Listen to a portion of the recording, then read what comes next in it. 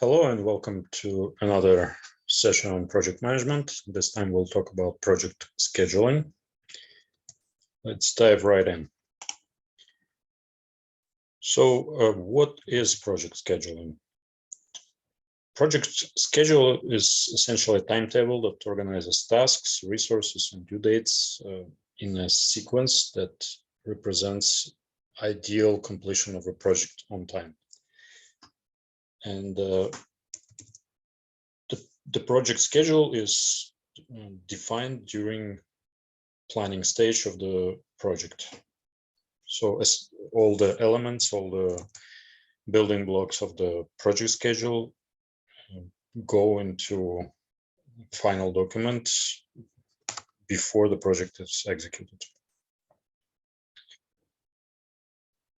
So project schedule includes a timeline with start dates, end dates, and milestones, the work necessary to complete all the planned project deliverables, the costs, resources, and dependencies associated with each task within the schedule, and team members assigned or responsible for each task.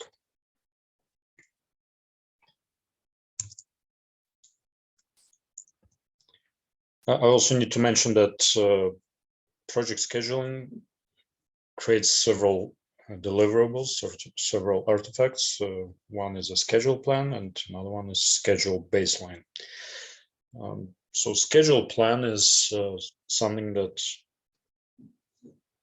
defines how the schedule is built, the rules of changing the schedule if necessary, and all the necessary elements around engaging the team and communicating the schedule plan changes and execution to the stakeholders. So the schedule plan is tightly integrated with all other project plans, including communication plan, stakeholder engagement plan, and overall control of the project. The schedule baseline is what is defined during initial planning phase of the project. And this is the ideal state of the project that the team needs to strive to follow. And this is the document that the whole project team, the project manager, compares execution against and makes certain decisions based on how the project performs against schedule baseline. So the project schedule includes several items. First one is deliverables. Deliverables are tangible items that can be produced as a result of project execution, and these are items that are goals of the project delivery. So deliverables is something that the project strives to create as a goal. It can be let's say final product, it can be documents that are produced during project execution, it can be various processes created as a project execution. And moreover, these deliverables usually tied to a specific task that result in producing these deliverables. Also, the project schedule is broken down into tasks. So every step of a project is carefully analyzed and defined as a step that's called task on a very basic granular level. So usually when building a project schedule, project manager needs to be able to define very fine granular steps that shouldn't go even further down to the lower level.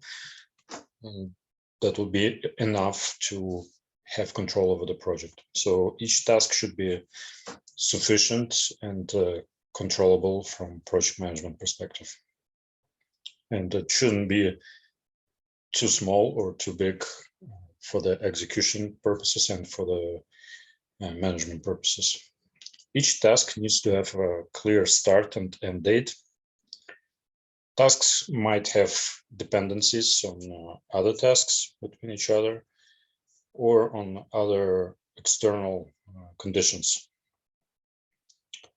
One of the artifacts that are produced as a project scheduling activity is a project calendar. Project calendar includes major milestones, major dates within the project. So any important activity goes into the schedule, including tasks that are defined during task creation stage of the project scheduling. And that includes also important dates like major public holidays that impact project delivery. That can include dates that are defined by the project team or external company calendars, anything that impacts the project delivery. For instance, there is fiscal year calendar within the company. Major dates for submitting financial documents should be marked in project calendar if they're impacting the project delivery. Time offs for the project team members. It's also important for the planning. They should also be within the project calendar. So everything that impacts project delivery in terms of time should be within project calendar. And the granularity of the project calendar depends on project manager, basically whatever is the most comfortable way of managing the project. Work packages, this is basically the smallest pieces of work that are done in scope of a project. And every task might have several work packages under the hood. So this should be defined in advance if possible, and captured within the project schedule. So another part is task duration. So once you have task start and end dates and task duration, you can start building project timeline.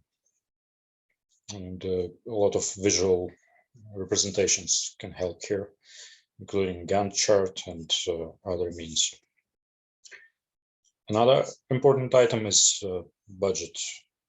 Every task will likely have resources associated, including people assigned to these tasks and potentially at a cost. So resources would cost a certain amount of money, and people work hours will be also taken into account for the task execution. So this should go into associated budgets and help with planning before the project is launched. Resources availability, and this overlaps with schedules, fiscal calendars of the company, and etc., including third-party suppliers, vendors, whatnot. All these should be taken into account when planning resource availability, so that tasks are defined according to resource and human presence that are associated with each particular task. And finally, schedule risk analysis is done. And this is essentially your basic risk analysis, but done from perspective of scheduling and managing the tasks. So you need to do, as we described previously on a risk management session, you need to do general risk assessment, analysis, and contingency plan building.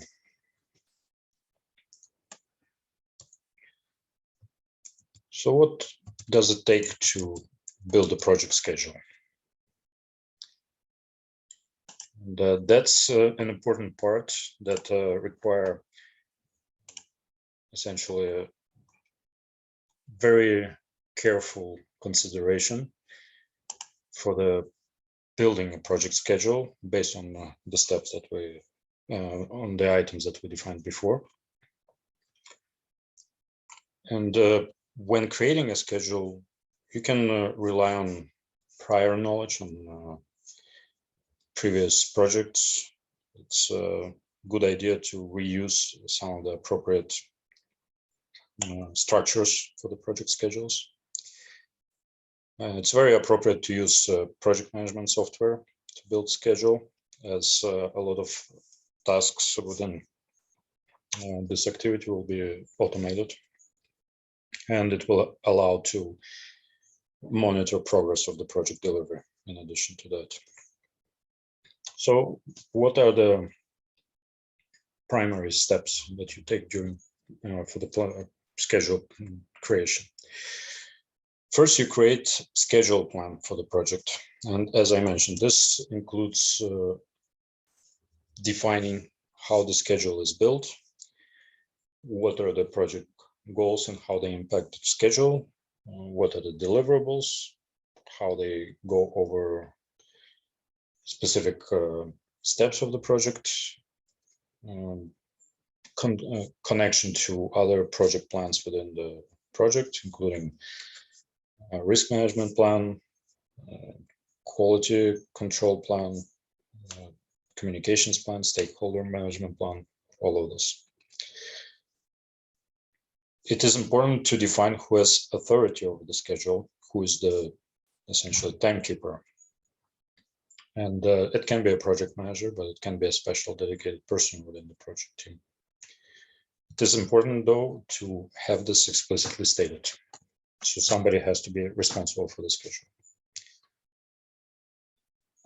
It is important to define all the project activities and tasks.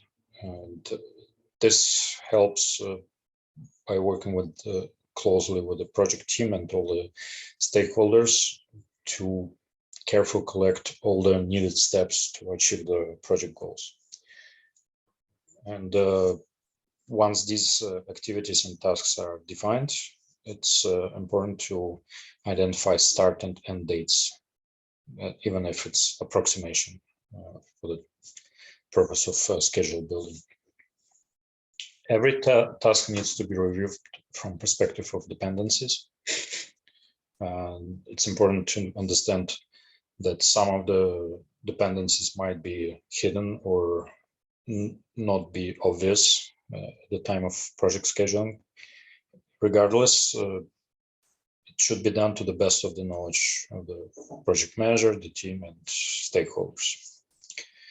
Once all the tasks and dependencies are defined with start and end dates, it is important to sequence these activities and tasks in a chronological order. This will allow to create project calendar. And once you have a chronological sequence, you can start building resource allocation and reviewing resource availability to properly plan resourcing for each activity and task.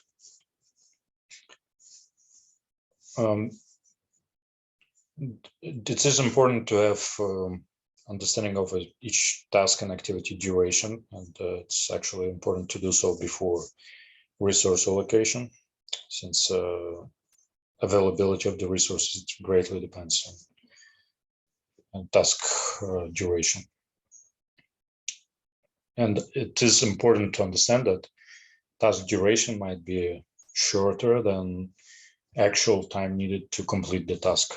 At some points, there might be some idle time for specific task, just because of dependency on other tasks or activities. So once everything is ready, you can build a project schedule. And this project schedule needs to be controlled and monitored throughout the project lifecycle. And if any changes are needed, it should go through change management, as we discussed before. So let's have a deeper look at making the project schedule.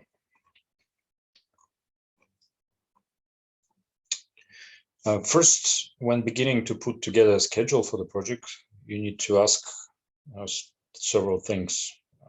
So what needs to be done? What are the project goals and what are the deliverables? Then you need to ask when this needs to be done. Do you have specific dates, or do you have certain dependencies? Then you need to ask yourself, who will do each particular activity or task, and where will it be done? So location is also important. So might be not obvious for IT project or software project, but in general, activities might require physical location. So once all these questions are answered, you can go ahead with the project schedule by following certain steps. So first, you create a project scope. You define project scope statement, and this is done during initial planning.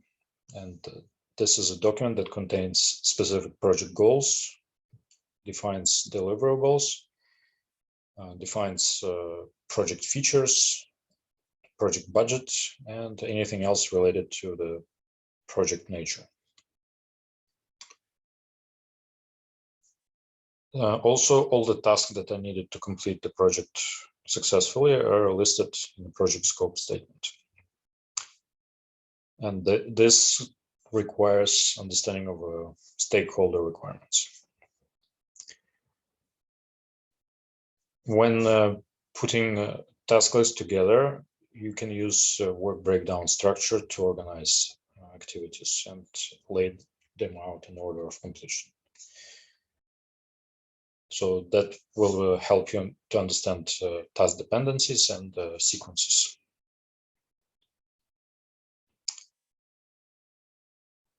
Establishing a sequence of tasks is also important, so that you know when to start every activity.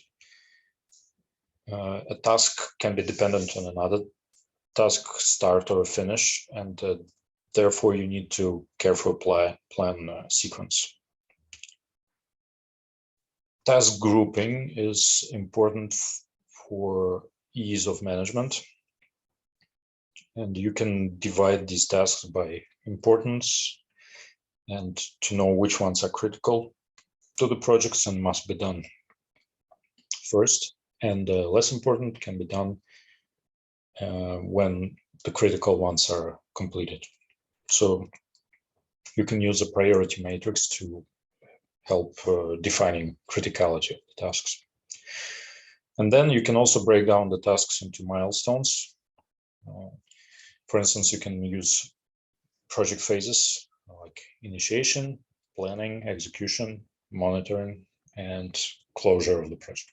So it's not necessary to do exactly these type of phases, but it's an easy way to break down a sizable amount of tasks. Linking task dependencies is the next step, and a lot of tasks can be done simultaneously, but you need to make sure that any task that depends on another one is explicitly marked so that you can define start or finish of any particular task.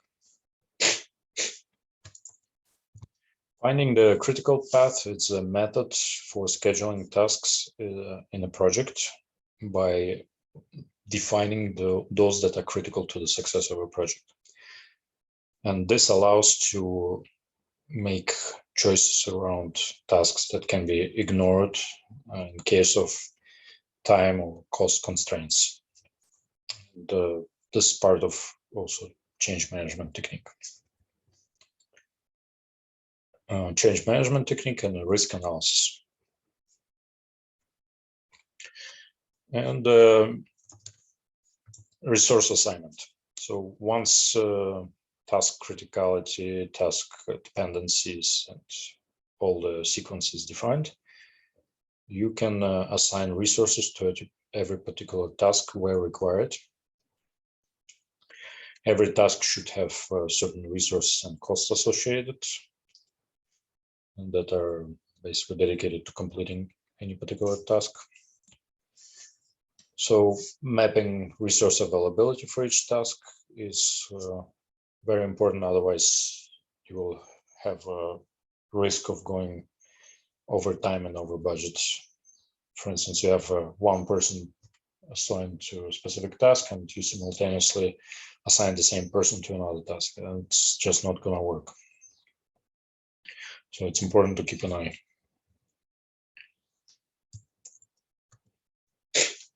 So there are several project scheduling techniques. I'll just mention them. I'm not going to spend time on actually reviewing them. We can do that another time. There is a critical path method that I mentioned to evaluating the tasks critical to the success of a project. Program evaluation and review technique. A work breakdown structure, essentially defining granular activities needed to complete every task. And so it's a way of looking at basic steps needed to complete the project. Work back schedule. And there are several techniques around schedule estimation. First is using analogous technique, which is basically taking a look at past projects and lesson learned. Subject matter expert interviews.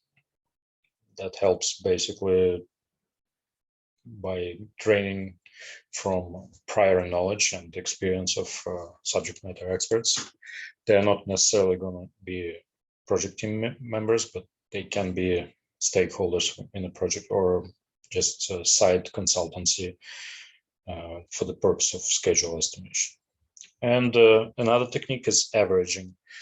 It's a way of also using prior knowledge and estimating basically by using lowest denominator, highest denominator, and let's say average denominator, and dividing them by 3 as an example.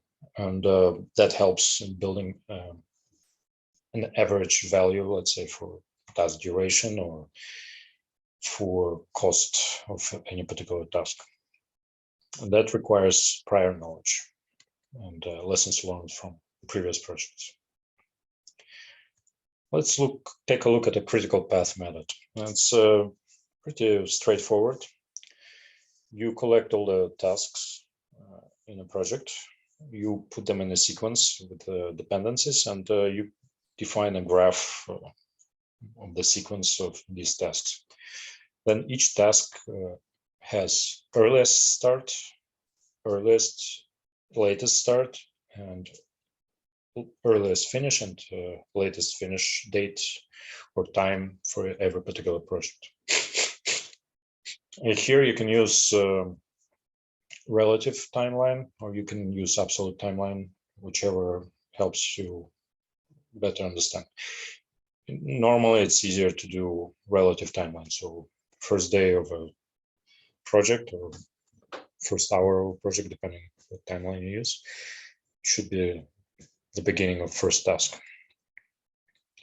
Then by looking at these values, you can summarize duration, including with latest start, latest finish, and earliest start and earliest finish, to find out the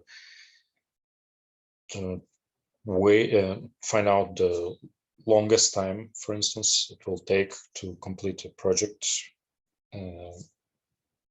until the very last task. And that will give you, let's say, a value for the longest time it might take for the project delivery based on these numbers. And you can also use this to define the fastest way towards project delivery by looking at values of earliest start and earliest finish for each activity and the time needed for the duration of each task and activity. And then by combining these values, you'll have the shortest time needed to have a successful project delivery. And that would be a critical path for the project. So why do projects fall behind schedule? And often it's becoming a sudden realization that project is behind schedule. Let's say yesterday everything was fine, and today project is some days or months behind the schedule. Why does this happen? And usually that's caused by errors on part of project manager. And the project manager, let's say, became aware of certain problems sometime before this delay was realized, but did nothing or didn't tell anyone, hoping to recover at a certain point. And that's the key point. Project manager must keep everyone, especially project sponsors, informed about potential project delays. It's a very hard thing to do quite often, but it's very important. And here we need to make sure to use proper communications to avoid emotional reactions when this information is shared, in order to continue performing on the project in the most effective and successful way. So why does this happen? Why this problem arises?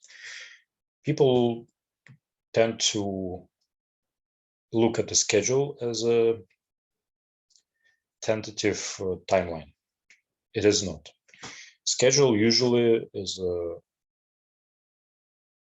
something to try and follow.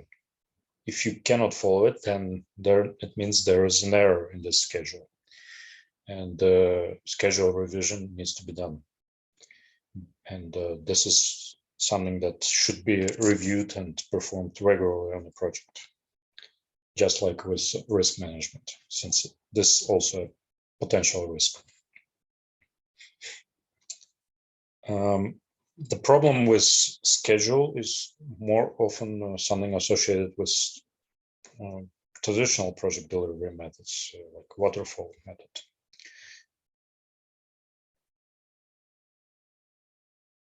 Essentially, problem with the schedule is usually a problem with erroneous estimations done on the planning stage, erroneous budgeting, duration estimations, and any other errors done during scheduling. So it is vital to, first of all, realize this error as soon as possible when project delivery starts deviating from the plan. Inform all the relevant parties, especially project sponsor, and immediately start on analyzing the reasons for this error and potentially building a revised schedule with defined change management plan based on planned change management process for the project. And that's why it's important to have change management planned beforehand. And having this change implemented as it is appropriate. So bottom line is it's the matter of attitude, especially attitude of project manager towards scheduling a project. you should build a schedule based on only the knowledge you have. If you have something that you don't know or you're not sure of, you shouldn't just exclude it from schedule, but you shouldn't also put it in a schedule and hope it resolves itself down the road. You should spend more time on building the best possible schedule based on the best possible knowledge. And also you need to have emergency budgets, emergency time for planning in cases you have low certainty in certain task executions, like duration, start or end date, or overall resources needed.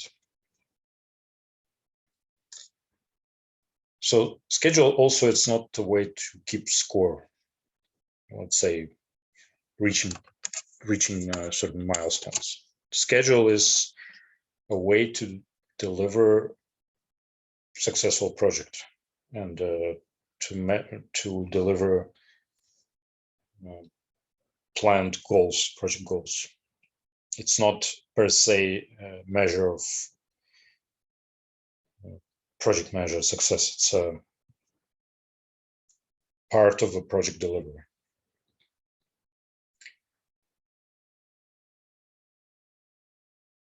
So project success is not on itself something that means certain work was completed. Success happens when delivered value is agreed on by the project's benefactors. So when project stakeholders and sponsors benefit from project success, that means project success is achieved.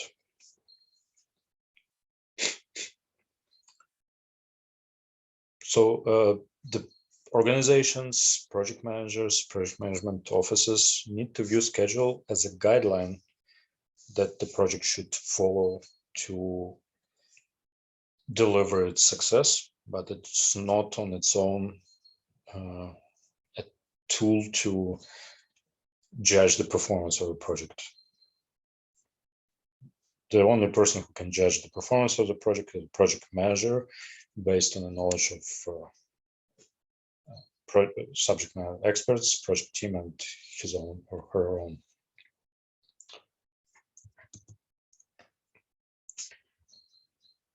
So just to mention quickly, when the project schedule deviation is identified, it's necessary to rework project schedule through project management plan and make sure to revisit work breakdown structure to make sure that all the elements of the project schedule are still in place. In many cases, it might require basically going to step one and revising the project with the adjustment for the time spent and making a rework schedule that might be a totally new one. So that's need to be part of a schedule plan, basically how to react in the event of project deviation, project schedule deviation. And this should be also part of a risk management plan.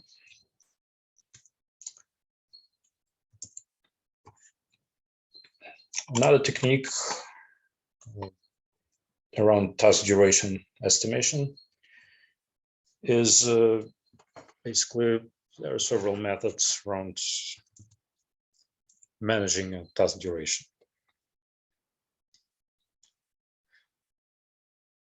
You can use, let's say, any type of spreadsheet to basically look at the task durations, but in the end, you will use several methods.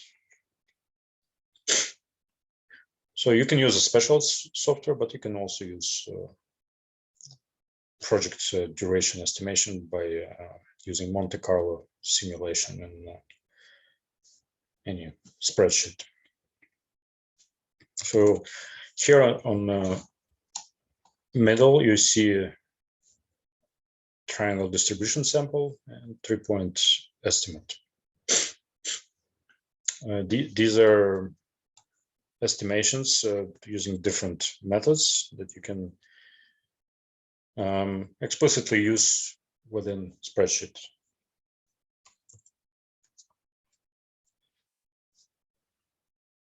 The simulated project durations, they vary according to different probability distribution known as triangle distribution, and this consists of 3 points. First point is the low point, is the best possible outcome and the fastest possible time the task could be done in.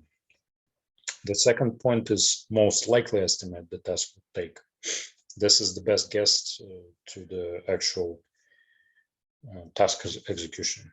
And the third point is the worst possible outcome and the slowest possible time the task could take. So this is the triangle probability distribution.